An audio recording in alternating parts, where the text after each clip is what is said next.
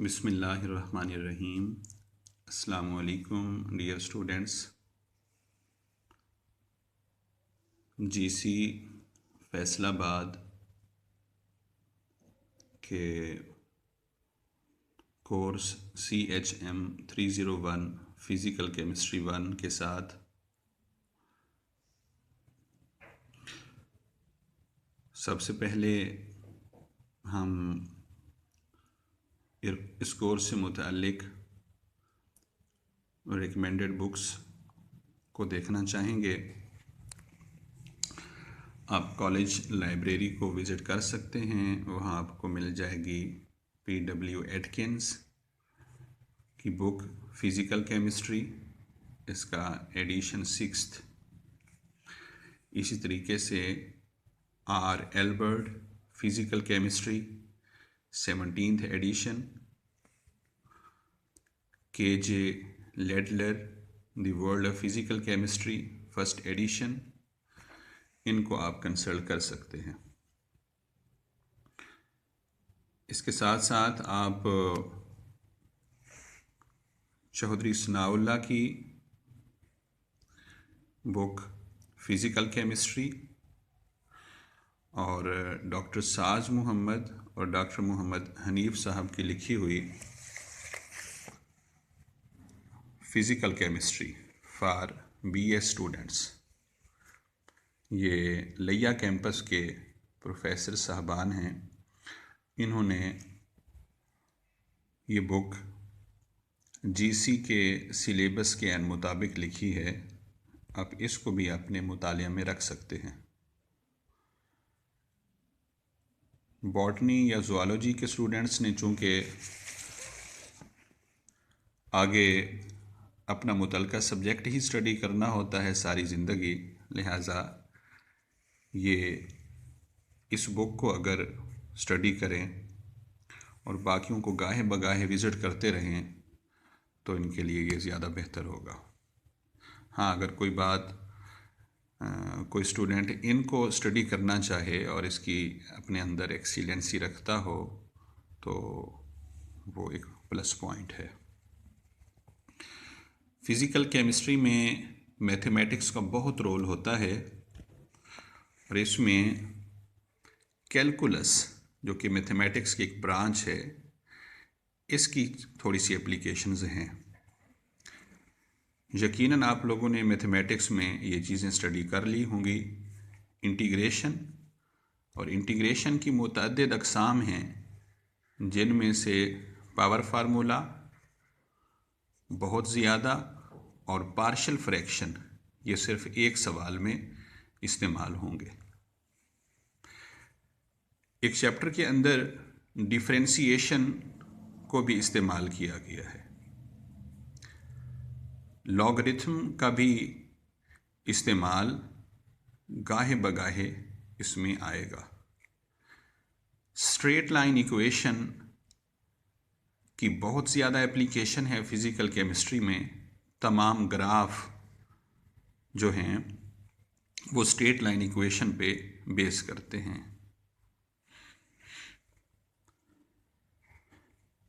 हमने इस कोर्स में 3 चैप्टर स्टडी करना है: केमिकल काइनेटिक्स, केमिकल इक्विलिब्रियम और बेसिक क्वांटम केमिस्ट्री। FSC के बाद आप चूँकि BS में आए हैं, इसलिए आप जो चैप्टर हम स्टार्ट करने जा रहे हैं इस वक्त, केमिकल काइनेटिक्स, इसकी जो बेस है चैप्टर नंबर 11 फर्स्ट ईयर, उसको आप अपने माइंड में रिकॉल कर लें और चैप्टर नंबर 11 को इससे कबल थोड़ा सा स्टडी कर लेना। ये भी आपके लिए फ्रूटफुल साबित होगा। First of all, chemical kinetics की डेफिनेशन, फिर average rate of reaction, instantaneous rate of reaction, rate law, जिसका दूसरा नाम रेट इक्वेशन भी है। इन सब से आप ऑलरेडी फेमिलियर हैं। ये केमिस्ट्री की एक ऐसी ब्रांच है जिसमें हम change in concentration of reactant और change in concentration of product with respect to time देखते हैं। मैथमेटिक्स की लैंग्वेज में इसको कहा जाता है change in concentration with respect to time को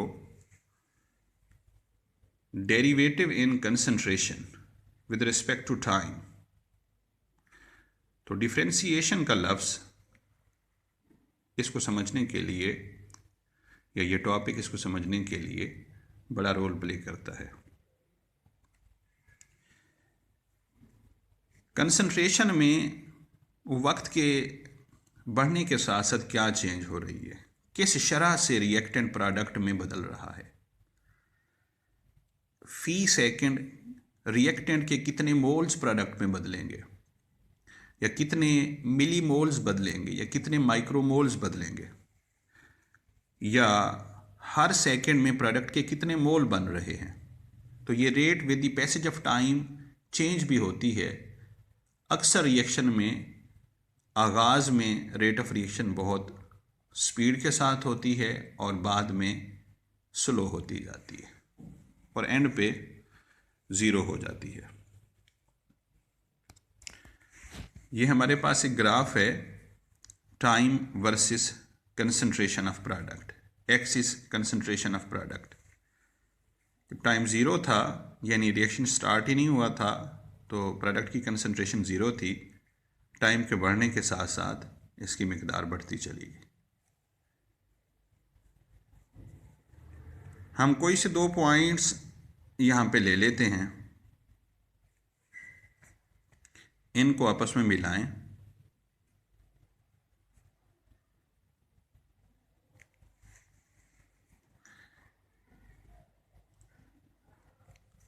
परपेंडिकुलर ड्रा करें एक्स एक्सिस पे T1, इस पॉइंट से वाई एक्सिस पे X1। जब टाइम T1 था प्रोडक्ट की कंसंट्रेशन X1 थी। इस पॉइंट 2 को, ये 1 था, ये 2। जब टाइम T2 हो गया उस वक्त प्रोडक्ट की कंसंट्रेशन X2 हो गई। लिहाजा X2 minus X1, this value minus this value over T2 minus T1, this value minus this value. It is called change in concentration of product by changing the time. इनको अगर हम मिलाना चाहें तो ये एक मुसल्लस बनती है, एक ट्राइंगल बनती है। ये X2 की वैल्यू है और ये X1 की वैल्यू है। इसको हम डेल्टा X यानी चेंज इन X का नाम देते हैं। ये T2 की वैल्यू है या T1 की वैल्यू है, इसको हम डेल्टा T का नाम देते हैं।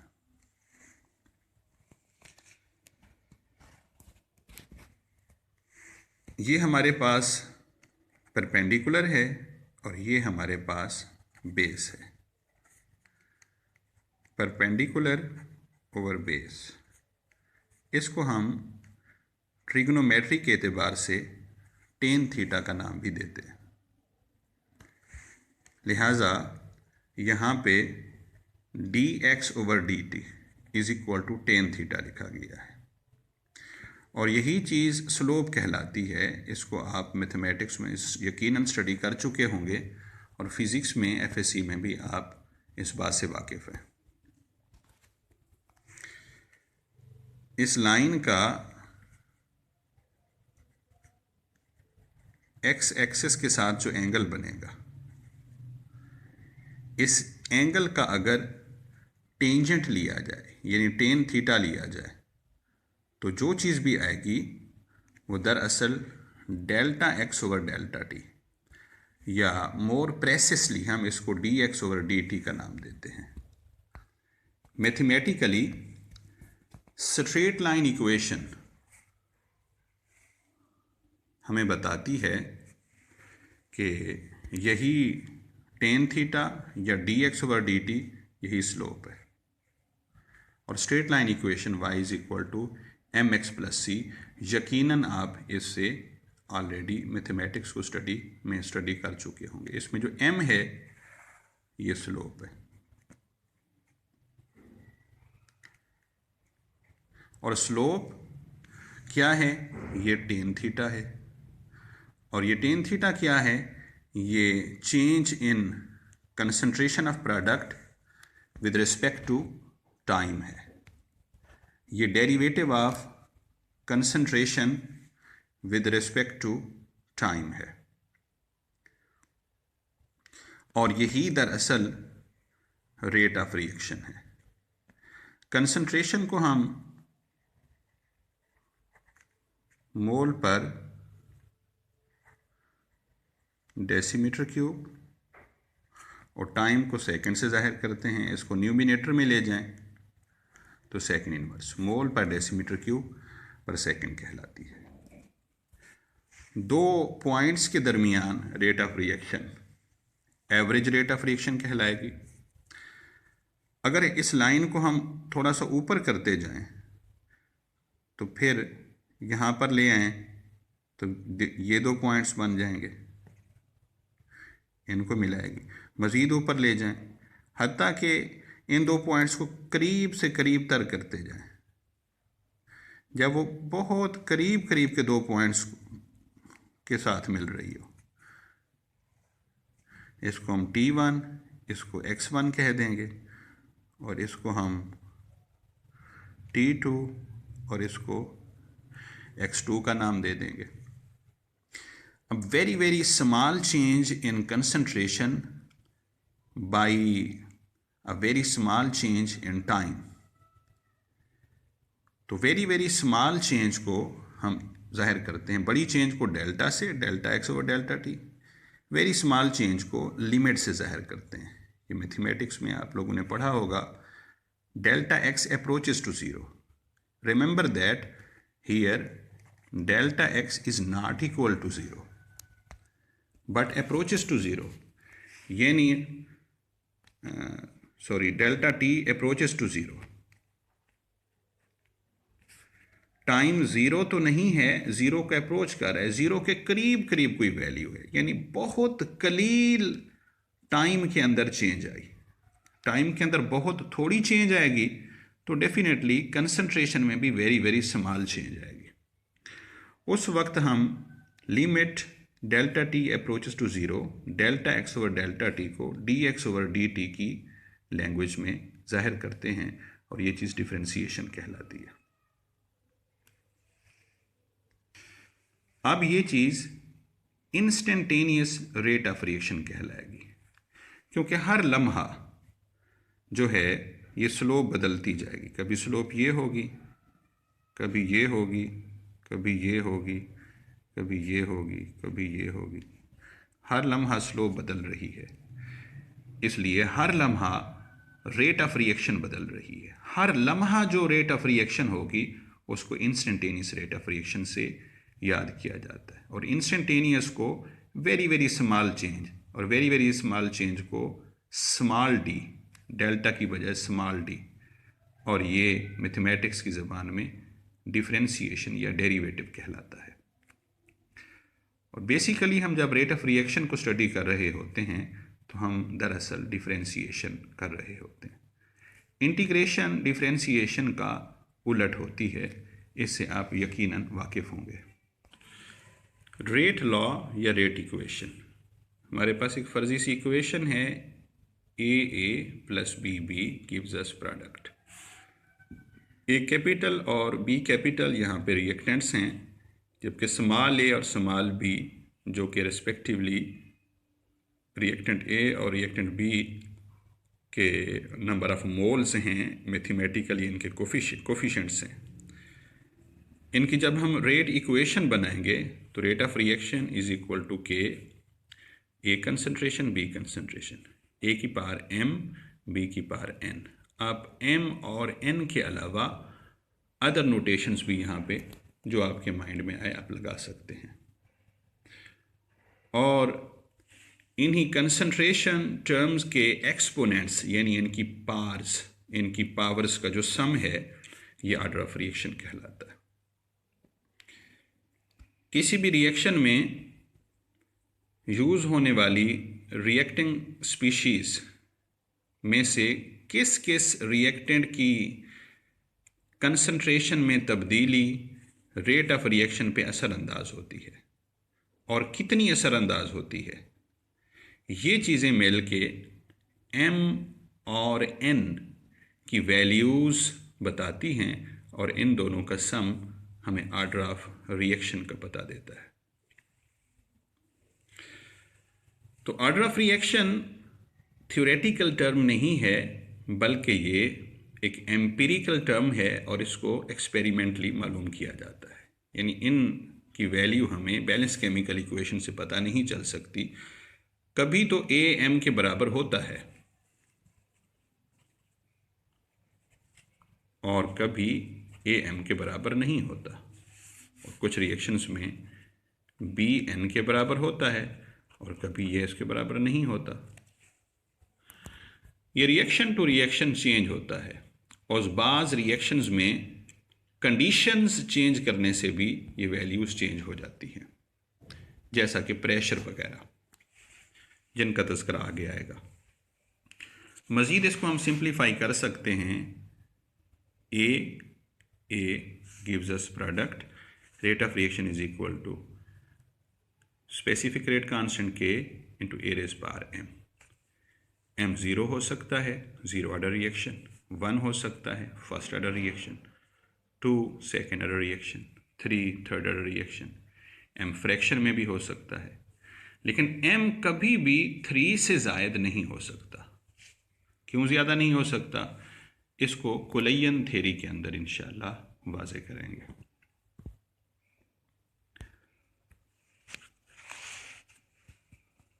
मॉलिक्यूलैरिटी और ऑर्डर ऑफ रिएक्शन, इनमें क्या फ़र्क है? बाज़ों का स्टूडेंट इनको एक चीज़ समझ लेते हैं, एक चीज़ नहीं है। इनको एक एग्जांपल के साथ समझने की कोशिश करते हैं। हमारे पास रिएक्शन है, नाइट्रिक ऑक्साइड हाइड्रोजन के साथ रिएक्ट कर रहा है। प्रोडक्ट है हमारे पास नाइट्रोजन और वाटर। कुल हमारे पास यहाँ पे 2 मोल नाइट्रिक ऑक्साइड के और 2 मोल हाइड्रोजन के यूज़ हो रहे हैं।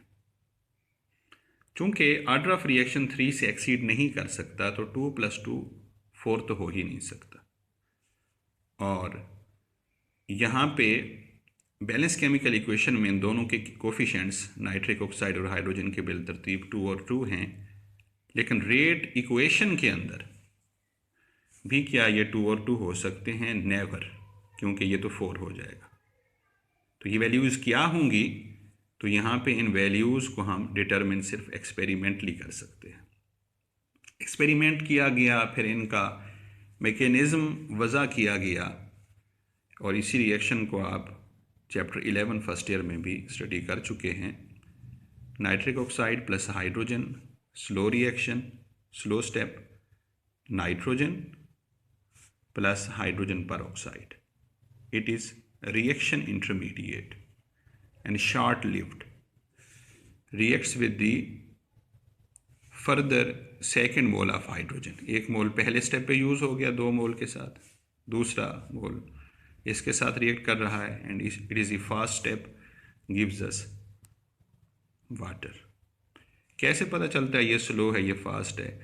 पता ऐसे चलता है कि इसका ऑर्डर ऑफ रिएक्शन प्रैक्टिकली हमारे पास 3 आता है, 2 + 1 3, जो किस बात की दलील है कि यही स्लो स्टेप है, क्योंकि स्लोएस्ट स्टेप जो होता है, यानी बकिया स्टेप्स के कंपैरिजन में जो सबसे स्लो होगा वो रेट डिटरमाइनिंग स्टेप होता है। लिहाजा इसकी रेट इक्वेशन बनेगी, rate of reaction is equal to K NO concentration का square, H2 concentration raise power 1, यहाँ 2 + 1 3, ये ऑर्डर ऑफ रिएक्शन है। मॉलिक्यूलैरिटी क्या होगी? मॉलिक्यूलैरिटी अगर एलिमेंट्री रिएक्शन हो तो फिर तो वो ऑर्डर ऑफ रिएक्शन के साथ मैच करती है। यानी अगर रिएक्शन सिर्फ ये होता, सिंगल स्टेप रिएक्शन होता, सिंगल स्टेप रिएक्शन को एलिमेंट्री रिएक्शन कहते हैं, सिर्फ यही रिएक्शन होता, ना ये होता ना ये होता, तो फिर तो इसका ऑर्डर ऑफ रिएक्शन 3 है, तो मॉलिक्यूलरिटी भी इसकी 3 होती। अक्सर व बेशतर एलिमेंट्री रिएक्शंस में मॉलिक्यूलरिटी और ऑर्डर ऑफ रिएक्शन ये दोनों चीज़ें सेम होते हैं, मां सिवाय जीरो ऑर्डर रिएक्शंस के। तो यहां पे चूंकि ये एलिमेंट्री रिएक्शन नहीं है बल्कि इसके चंद स्टेप्स हैं, तो हर स्टेप की अपनी मॉलिक्यूलरिटी होगी। मॉलिक्यूलरिटी बेसिकली क्या होती है? ये होती है total number of reacting species which participate in elementary reaction और any chemical step of the overall reaction. किसी एलिमेंट्री रिएक्शन में जो स्पीशीज़ की तादाद जो पार्टिसिपेट करेगी, या अगर एक कम्प्लेक्स रिएक्शन है चंद स्टेप्स पे मुश्तमिल है, तो हर स्टेप में जितने मॉलिक्यूल्स एक या एक से ज़्यादा स्पीशीज़ के पार्टिसिपेट करेंगे वो उसकी मॉलिक्यूलरिटी कहलाएंगे। इसकी मॉलिक्यूलरिटी पहले स्टेप की 3 है और दूसरे स्टेप की मॉलिक्यूलरिटी 2 है। गोया ये एक ऐसा रिएक्शन है जिसका ऑर्डर ऑफ रिएक्शन तो 3 है, मगर इसकी मॉलिक्यूलरिटी 3 और 2 है। 3 फर्स्ट स्टेप की है जबकि 2 सेकंड स्टेप की है। ऐसे पता चला कि ऑर्डर ऑफ रिएक्शन हमेशा सिर्फ एक ही होता है जब तक कंडीशंस चेंज न की जाए, मगर मॉलिक्यूलरिटी ये एक से ज़्यादा हो सकती है क्योंकि ये हर स्टेप की अपनी अपनी होती है। ऑर्डर ऑफ रिएक्शन जो है ये 0 हो सकता है, मॉलिक्यूलरिटी 0 नहीं हो सकती। ऑर्डर ऑफ रिएक्शन फ्रैक्शन में हो सकता है, मॉलिक्यूलरिटी फ्रैक्शन में नहीं हो सकती।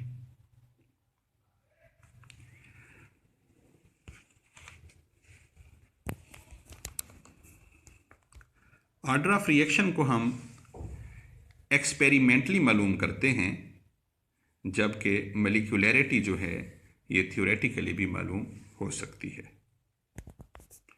इनमें चंद सिमिलैरिटीज भी हैं।